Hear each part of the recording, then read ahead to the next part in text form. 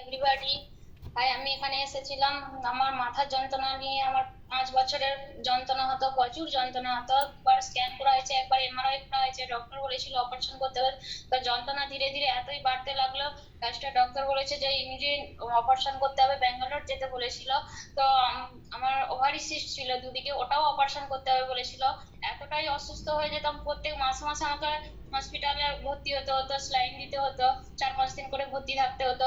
তো ওইখান থেকে আমি যখন এই নিউট্রিশন ইউজ করলো, আমার স্যার যখন বলেছিল যে এত তো ডাক্তার 5 বছর ধরে 5 বছর ধরে সব সময় এনি টাইম আমাকে ওষুধ মেডিসিন খেয়ে যেতে হতো। তো এই 5 বছরের মেডিসিন খেয়ে খেয়ে দেয়ালে পিঠ থেকে গেছিল, যে আমি আর বাঁচবো নি, আর বাঁচতেও ভালো লাগছিল। ঘুম হতো না, রাত্রিতে 2টো করে মেডিসিন খেতে হতো। এতই সমস্যা হয়ে যাচ্ছিল, মানে ক্লান্তি হয়ে গেছিলাম যে আর চলেই নি। স্যারের সাথে যখন পরিচয় হলো, স্যার তখন বললো যে একটা তো 5 বছর ধরে তো এত মেডিসিন খেয়েছো, এবারে এখানে এক মাস আমাকে টাইম দেয়, 1 মাসে তোমাকে আমি ফিট করব। তো যেদিন প্রথম অ্যাড্রেস দিয়েছিল, অ্যাড্রেস 2 দিন খাওয়ার পর থেকে, যেটা আমি বাড়িতে থাকলেও আমার এতটাই অসহ্য যন্ত্রণা হতো, কোনো আওয়াজ, কোনো পূজা দেখতে যেতে পারতাম না, কোনো মাইকের আওয়াজ বা রোদ রূপ মানুষের আওয়াজ টাওয়াজ অসহ্য লাগতো।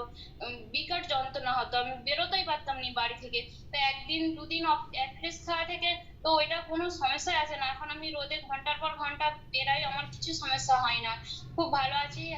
প্রপার গাইড কোচের জন্য আজ আমি এই জায়গা থেকে বেরিয়ে আসতে পেরেছি, খুব ভালো লাগছে। আমি আবার একটা নতুন জীবন পেয়েছি। আমি অন্য কেউ একজন, আমার বোনকে হেল্প করেছি।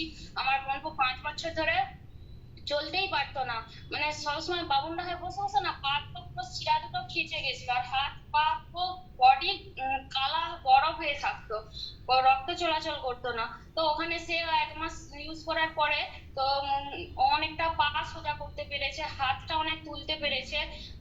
হাত খাওয়াটাও যা খেত, 2টো হাত দিয়ে মানে এইভাবে নিয়ে খেতে হতো তাকে।